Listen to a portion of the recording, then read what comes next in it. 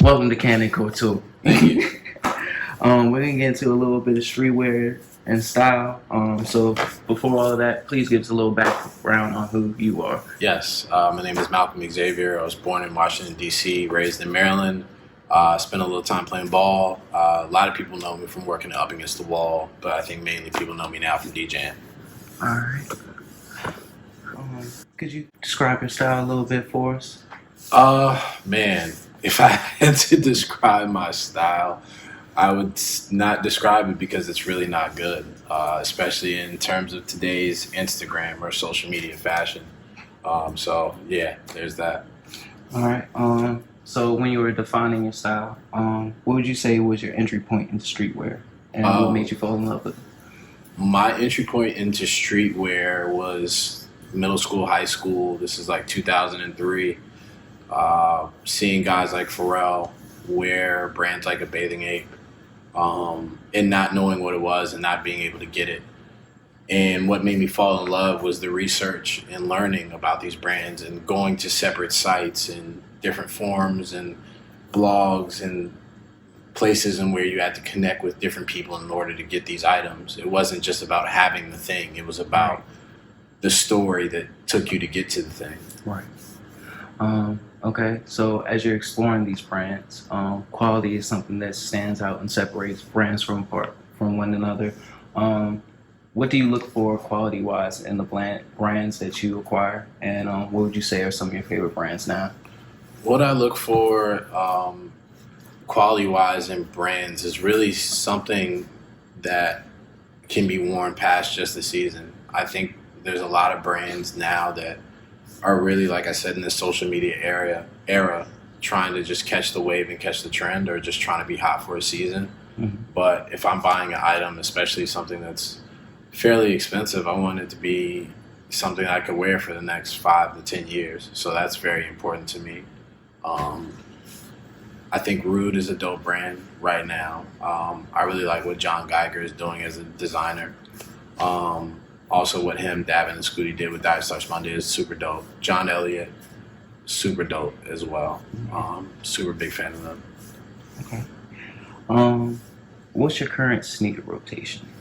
My current sneaker rotation right now, I walk daily, so I always keep a couple pair of New Balances on me just to rotate, on my daily walks. A pair of Stan Smiths to keep it classic. Nothing too crazy. I got a pair of Air Force Ones on right now.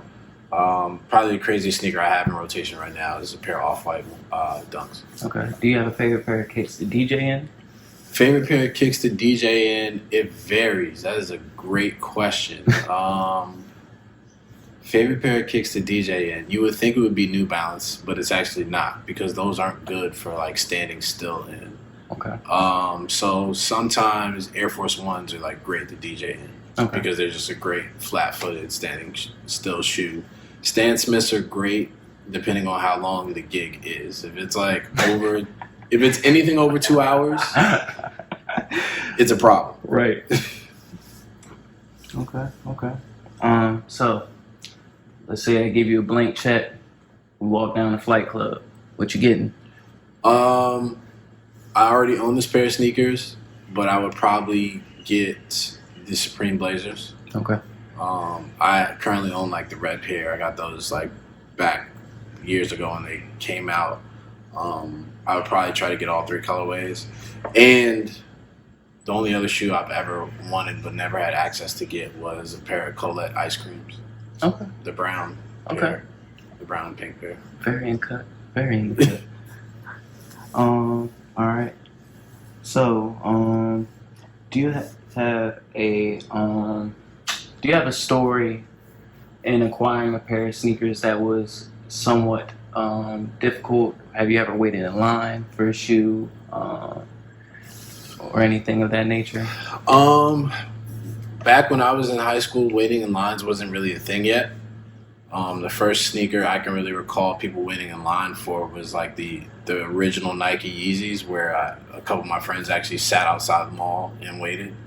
But before that, for me, it was really just about like hunting and finding different shops that had different sneakers. So There's one time I went on a school visit down to Hampton and ended up in a mall that was like around the way, and going to a DTLR and seeing just a rack of like the original boutique ice creams, and saying to myself, when I get back home, I'm gonna tell all the homies, yo, get all these transferred up from down here to the our DTLR, and we're just gonna buy them all. And that was what we did. I think most people kept them. Some people probably resold them because people didn't know they still were out there, just in stores like that.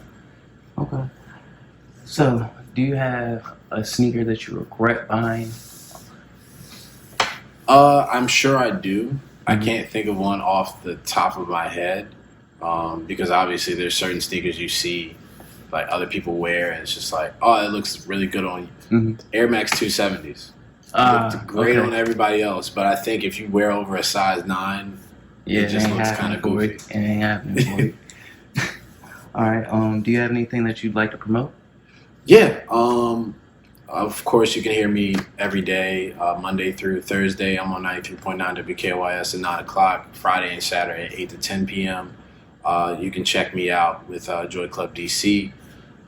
We throw parties monthly, and we'll be doing a lot more stuff digitally. That's at Joy Club DC.